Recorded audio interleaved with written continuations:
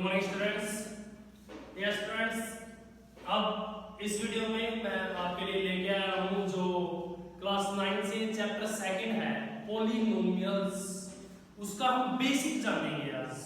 जो पॉलिनोमियल्स है उसका मतलब क्या होता है, उसमें टर्म्स को किस प्रकार से डिवाइड किया जाता है और इन केस ऑफ डिग्री किस प्रकार से पॉलिनोमियल को डिवाइड किया गया है, कोफिशिएंट क्या होता है और एक वेरिएबल की इक्वेशन, दो वेरिएबल की इक्वेशन, तीन वेरिएबल की इक्वेशन या फिर ज्यादा वेरिएबल हो वो इक्वेशन क्या होती है, कैसे वो दिखाई देती है। तो ये सब कुछ जो है वो हम क्या करेंगे इस वीडियो में जानेंगे। सो स्टूडेंट्स, ये वीडियो हम स्टार्ट करने जा रहे हैं।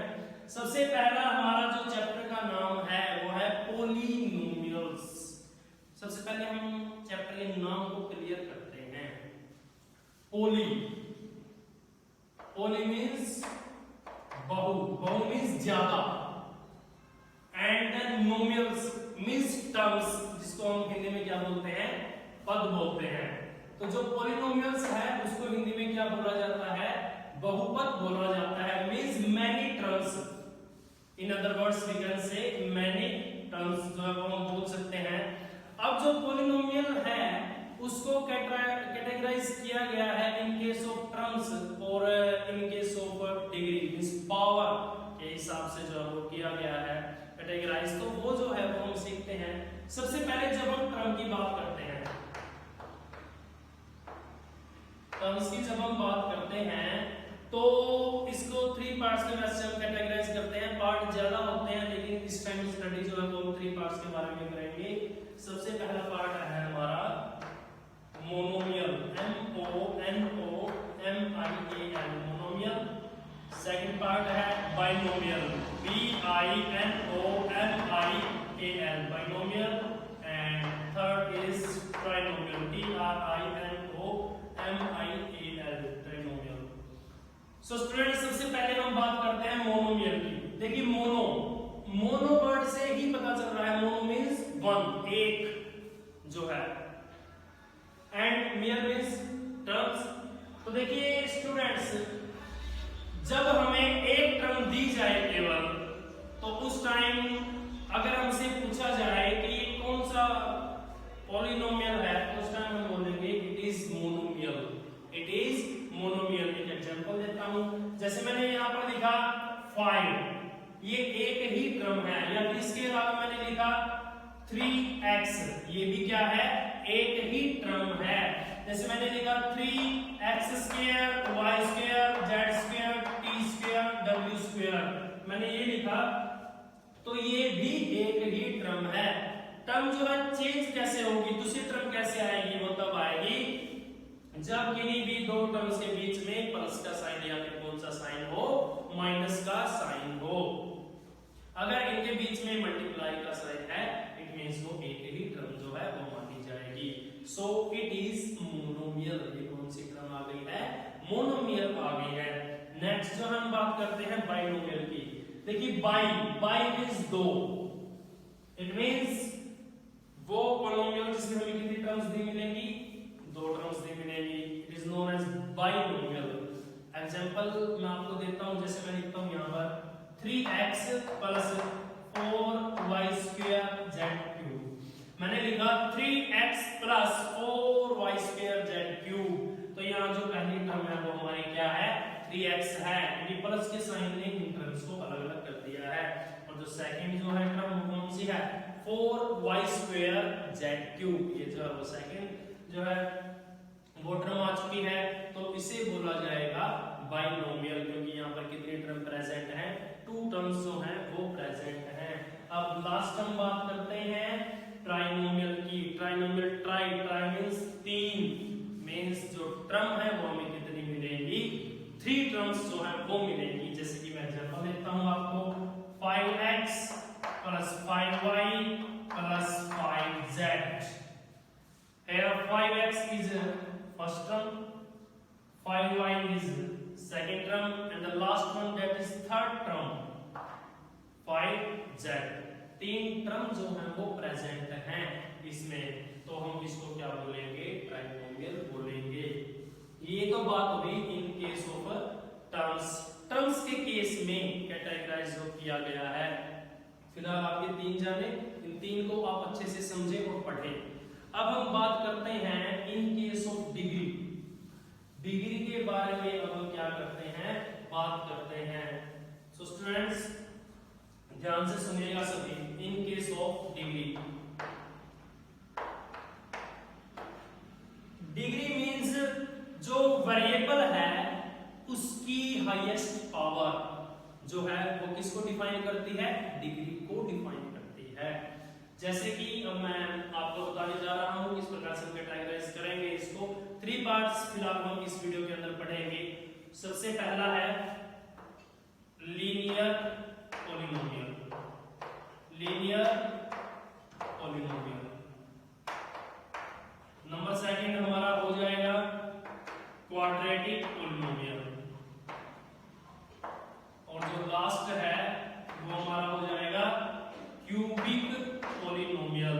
First one is linear polynomial. Linear polynomial, linear polynomial से आप क्या समझते हैं, वो पॉलिनोमियल जिसमें वेरिएबल की हाईएस्ट पावर क्या मिलेगी, हमें 1 मिलेगी, उसको बोला जाता है लीनियर पॉलिनोमियल। जैसे कि मैं आपको लीनियर पॉलिनोमियल इन 1 वेरिएबल के बारे में आपको बताना चाहता हूं, उसकी जनरल फॉर्म कैसे होगी।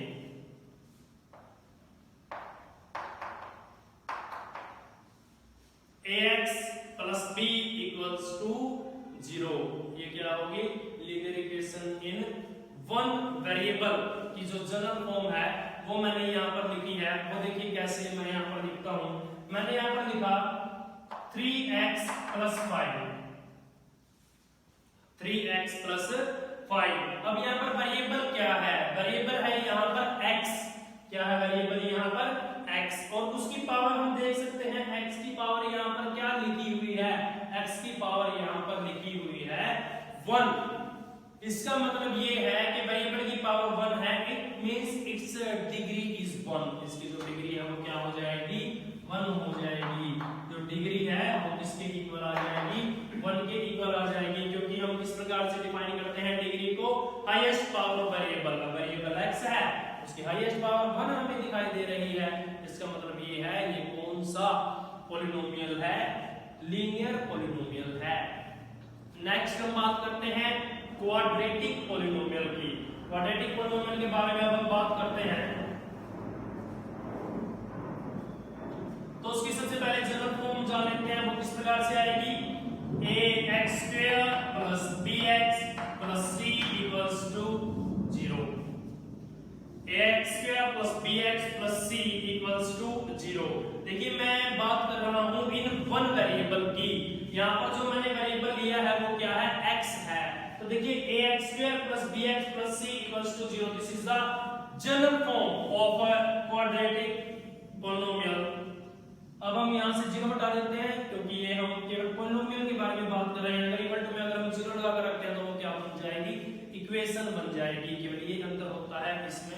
अब देखिए ax² plus bx plus c, एक एग्जांपल ले लिया मैंने, 3x² plus 5x plus 4। यहां पर इस इक्वेशन में, सॉरी इस पॉलिनोमियल में जो वेरिएबल है वो हमने लिया है x, और उसकी हाईएस्ट पावर हमें कितनी दिखाई दे रही है, यहां पावर 1 है, यहां पावर है 2 पावर है। इट मींस ये कौन सा पॉलिनोमियल आ गया है, क्वाड्रेटिक पॉलिनोमियल आ गया है। Next and last one is cubic polynomial. अब हम क्यूबिक पॉलिनोमियल के बारे में जानेंगे। तो उसकी जनरल फॉर्म क्या होती है, वो होती है ax³ plus bx² plus cx plus d, ये होती है इसकी जनरल फॉर्म। देखिए क्यूबिक मींस जो भी वेरिएबल होगा उसकी जो हाईएस्ट पावर है वो हमें क्या दिखाई देगी, 3 दिखाई देगी।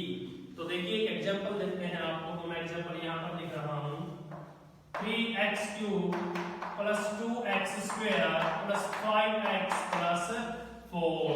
यहां पर देखिए वेरिएबल जो है वो है x, और वेरिएबल की हाईएस्ट पावर क्या दिखाई दे रही है, 3 हमें दिखाई दे रही है। So it is cubic polynomial. ये कौन सा पॉलिनोमियल आ गया है, क्यूबिक पोलिनोमियल आ गया है। सो स्टूडेंट्स, ये मैंने आपको अभी बताया, थोड़ा बेसिक था ये किस प्रकार से जो पोलिनोमियल है उसको इन केस ऑफ टर्म्स और इन केस ऑफ डिग्री इनको कैटेगराइज किया गया है।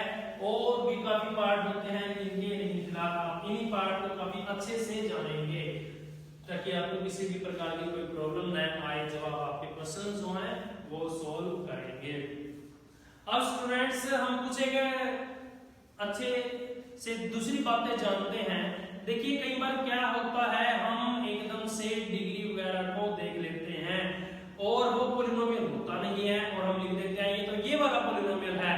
तो उसको अब हम किस प्रकार से सही कर सकते हैं, तो देखिए ध्यान से सुनिएगा सभी। जैसे मैं यहाँ पर एक एग्जांपल लिख रहा हूँ, आप उसको ध्यान से देखिएगा। 3x² plus 2 square root of x plus 5 हमसे बोला जाए कि ये कौन सा पोलिनोमियल है, तो आप एकदम क्या करेंगे, आप देखेंगे यहाँ तो वेरिएबल x है और उसकी पावर क्या आ गई है, पावर आ गई है उसकी 2, तो 2 पावर है, so it is quadratic polynomial. क्योंकि क्वाड्रेटिक पोलिनोमियल मैंने आपको अभी बताया था, अगर आपके पास जो डिग्री है वो 2 आ जाती है ना, तो उस टाइम क्या होता है, वो क्वाड्रेटिक पोलिनोमियल बन जाता है। अब आप एकदम से बोल देंगे कि ये क्वाड्रेटिक पोलिनोमियल है। और इसके अलावा देखो, मैं एक एग्जांपल और देता हूं, आपको ध्यान से देखिएगा। x plus 2/x plus 4, x plus 2/x plus 4, आपने देखा यहाँ तो वेरिएबल x आया हुआ है और यहाँ पर पावर भी 1 है, तो आप क्या करेंगे, इसको बोल देंगे एकदम से कि ये तो सर लीनियर पोलिनोमियल है। अब लीनियर पोलिनोमियल है क्योंकि यहाँ पर हाईएस्ट पावर जो 1 दिखाई दे रही है, तो डिग्री 1 है तो लीनियर पोलिनोमियल बन जाएगा। यहाँ हाईएस्ट पावर 2 थी, डिग्री 2 थी, तो क्वाड्रेटिक पोलिनोमियल बन गया था। लेकिन हम ये बोल रहे हैं कि ये पोलिनोमियल ही नहीं है, रियलिटी में ये पोलिनोमियल ही नहीं है। अब क्यों नहीं है, किन केसेस में दिया गया जो एक्सप्रेशन है वो पोलिनोमियल नहीं होते हैं। देयर आर 2 केसेस, और वो 2 केसेस कौन कौन से हैं वो अभी आपके पास ही लिखे हुए हैं। देखिए, सबसे पहला केस आपको बताते हैं कि इसमें क्या दिया गया है। यहाँ पर ध्यान से देखिएगा, कभी भी वेरिएबल के ऊपर स्क्वायर रूट न आए। दिए गए एक्सप्रेशन में कभी भी वेरिएबल के ऊपर स्क्वायर रूट न आए। अगर स्क्वायर रूट आ जाता है, it means it is not a polynomial, ये पोलिनोमियल नहीं है। ये हमारा हो गया फर्स्ट केस। ध्यान से सुने कि जो वेरिएबल हमें दिया गया है कहीं पर भी स्क्वायर रूट न आए, तो अगर आ जाता है square root, it means it is not a polynomial. Second case क्या है कि जो वेरिएबल है वो ना तो डिवाइड में आए या फिर उसकी जो पावर है ना वो नेगेटिव आए। अब देखिए, ध्यान से देखिएगा, x लिखा हुआ है प्लस में 2 लिखा हुआ है, यहाँ पर x की पावर 1 है, अगर मैं इसको ऊपर लेके जाता हूँ तो x की पावर नेगेटिव बन जाएगी, प्लस में 4, ये दोनों एक ही जैसे हैं। अब देखिए, या तो जो वेरिएबल है वो डिवाइड में न आए या फिर जो वेरिएबल है उसकी पावर नेगेटिव ना आए, क्योंकि हमने नेगेटिव पावर के बारे में तो जानना ही नहीं है। तो देखिए, अगर आपको कहीं पर इस प्रकार से दिखाई दे जाता है, या तो जो पॉलिनोमियल है उसके अंदर आपको जो वेरिएबल है वो डिवाइड में दिखाई दे दिया जाए, तो आप एकदम से बोलेंगे नहीं ये पॉलिनोमियल है कि नहीं है। या फिर जो पावर है वेरिएबल की वो नेगेटिव आ जाए, तो उस टाइम भी आप ये बोलेंगे कि वो पॉलिनोमियल नहीं है। तो स्टूडेंट्स, आई होप कि आपको ये अच्छे से समझ में आ रहा होगा। अब मैं आपको एक छोटी सी टर्म के बारे में बताऊंगा, वो आप बिल्कुल ध्यान से सुनिएगा सभी बच्चे।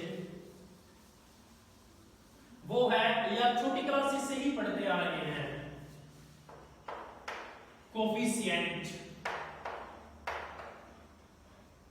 देखिए, कोफिशिएंट जो है उसको हिंदी में बोला जाता है गुणांक।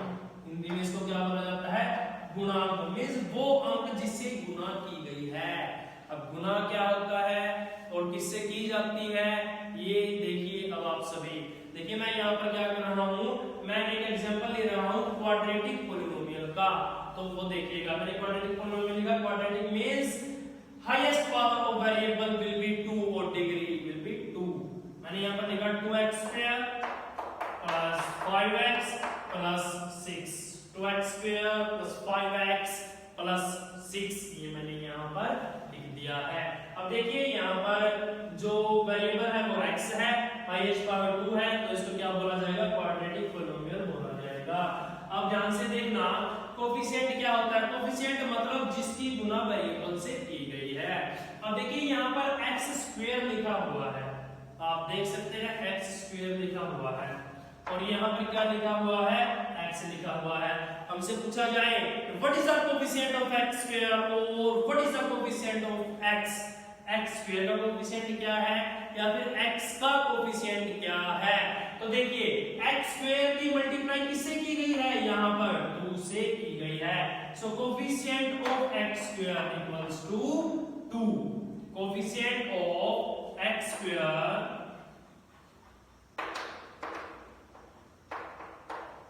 equals to 2 and what is the coefficient of x, x की मल्टीप्लाई की गई है 5 से, it means coefficient of x equals to 5। यार 6 is constant term, 6 क्या है, constant है।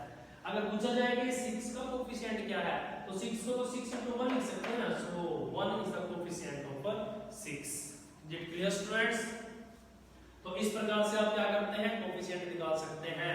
अब देखिए कई बार क्या होता है, बच्चे पजल हो जाते हैं, कोफिशिएंट में भी थोड़ा गड़बड़ कर देते हैं। तो देखो गड़बड़ कहां पर आती है, मैं एक एग्जांपल लेता हूं, 2x square minus 5x plus 6, मैंने ये लिखा।